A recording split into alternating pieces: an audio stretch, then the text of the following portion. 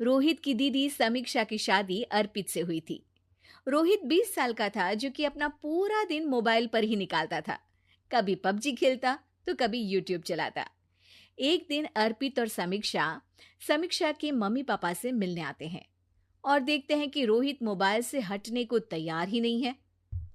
अरे रोहित, तुम्हारी तो आईआईटी की परीक्षा है ना? तुम तैयारी नहीं कर रहे हो परीक्षा की?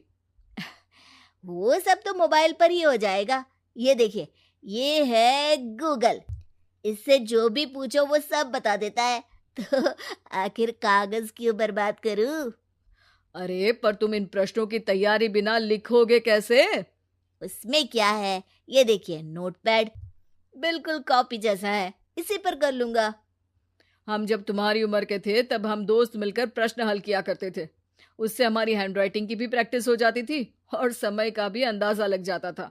और फिर साथ में हम एक दूसरे की मदद भी कर देते थे अगर कोई अटक जाए तो।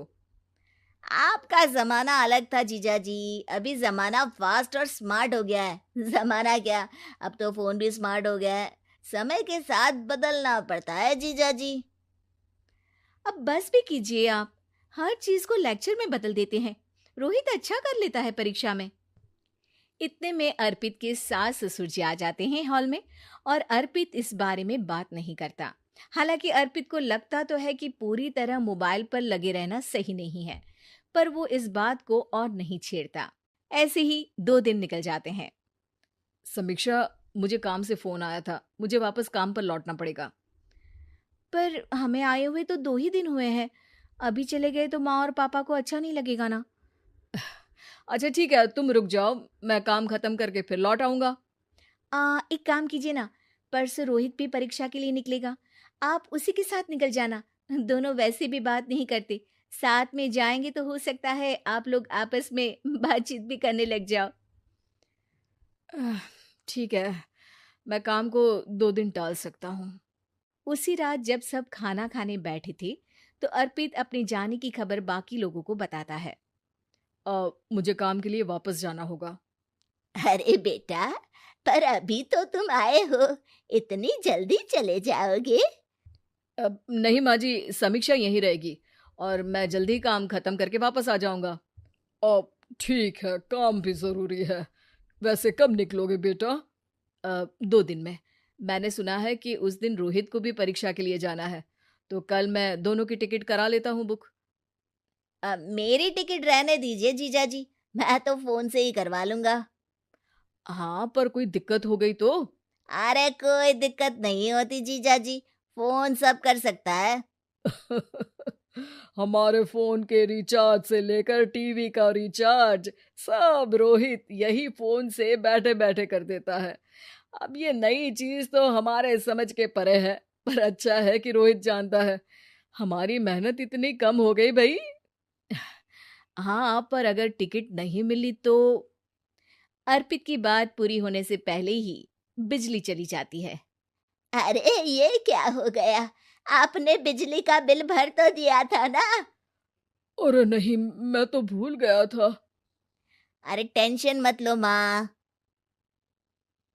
देखा जीजा जी, आप बिजली का बिल भी भर सकते हो, समय बदल गया है।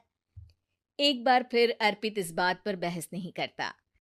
अगले दिन जाकर अपनी टिकट करवाता है और पैकिंग कर रहा होता है, जब शाम को अचानक से रोहित के चिल्लाने की आवाज आती है। नहीं, प्लीज प्लीज हो जा, ऐसा मत कर यार, प्लीज हो जा। अरे क्या हो गया रोहित?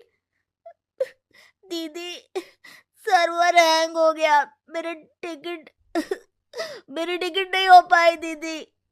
क्या मतलब टिकट नहीं हो पाई? इतने में वहां रोहित की मम्मी और पापा भी आ जाते हैं। अरे क्या हो गया? माँ, मेरा टिकट नहीं हो पाया, सर्वर डाउन हो गया। अरे पर तूने तो बोला था कि हो जाएगा। हो जाता है, पर अब क्या करूं, ये क्या हो गया? अब कल की तो कोई बस भी नहीं है, ना ही अब टिकट मिलेगी ट्रेन की कल के लिए। मुझे तो कोई रास्ता नहीं दिख रहा।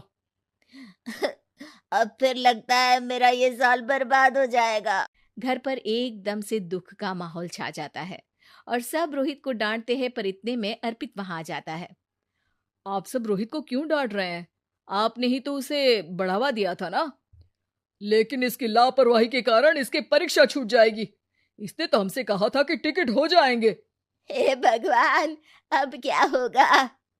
चिंता करने की कोई बात नहीं है। मैंने एक एक्स्ट्रा टिकट करवा ली थी। मैं समझता हूँ कि मोबाइल हमारा ही काम आसान करने के लिए है, पर उस पर ही पूरी तरह से निर्भर होना तो गलत बात है ना। रोहित टिकट को देखकर बहुत खुश हो जाता है और जोर से जाकर अपने जीजाजी के गले लग जाता है। सॉरी जीजाजी, मुझे आपकी बात ध्यान से सुननी चाहिए थी, पर थैंक यू सो मच। हाँ बेटा, तुमने तो इसका भविष्य बचा लिया। शिक्षा, दूसरों से मदद मांगना गलत नहीं, पर दूसरों पर निर्भर हो जाना गलत है।